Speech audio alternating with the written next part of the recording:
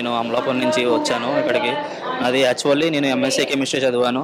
But IT ఇండస్ట్రీకి రావాలనుకున్నాను. రావాలన్నప్పుడు హైదరాబాద్ వచ్చా starting. But చాలా ఇన్స్టిట్యూట్స్ తిరిగా. నాకు ఏ ఇన్స్టిట్యూట్ వెళ్ళాలో అర్థం అవ్వలేదు. ఎందుకంటే నేను కెమిస్ట్రీ బ్యాక్‌గ్రౌండ్ నుంచి వచ్చా. ఓకే. బట్ నేను క్వాలిటీ థాట్‌లో డెమో విన్నా. డెమో విని నాకు చాలా బాగా నచ్చింది అప్పుడు. బాగా నచ్చినప్పుడు నేను వెళ్ళి జాయిన్ అవ్వా. నాకు 6 మంత్స్‌కి జాబ్ వచ్చింది నాకు. డాక్యుమెంటస్ టెక్నాలజీస్ అని ఇక్కడ జూబ్లీ హిల్స్‌లో ఉన్నది కంపెనీ. ఓకే. 4 లాక్స్ ప్యాకేజ్‌తో జాబ్ వచ్చింది. నేను చాలా హ్యాపీగా ఉన్నాను. ఎందుకంటే నాలాంటి సైన్స్ బ్యాక్‌గ్రౌండ్ నుంచి వచ్చిన వ్యక్తికి కూడా జాబ్ వచ్చిందంటే క్వాలిటీ థాట్ నుంచి చాలా గ్రేట్ అని చెప్పొచ్చు. So thank you to quality so thought. ఎలా తెలిసింది మీకు క్వాలిటీ థాట్ గురించి ఇన్స్టిట్యూట్‌లో జాయిన్ అయినప్పుడు? నేను ఇన్‌స్టాగ్రామ్‌లో చూసాను మేడం. నెక్స్ట్ బయట కూడా నేను వెరిఫై చేశా. తెలిసిన ఫ్రెండ్స్ కూడా చెప్పారు. ఓకే. అప్పుడు వెళ్ళి డెమో విన్నా. క్వాలిటీ థాటే కాదు ఇంకా 2, 3 ఇన్స్టిట్యూట్ కూడా తిరిగా. బట్ నాకు క్వాలిటీ థాటే కొంచెం బెస్ట్ అనిపించింది. ఓకే.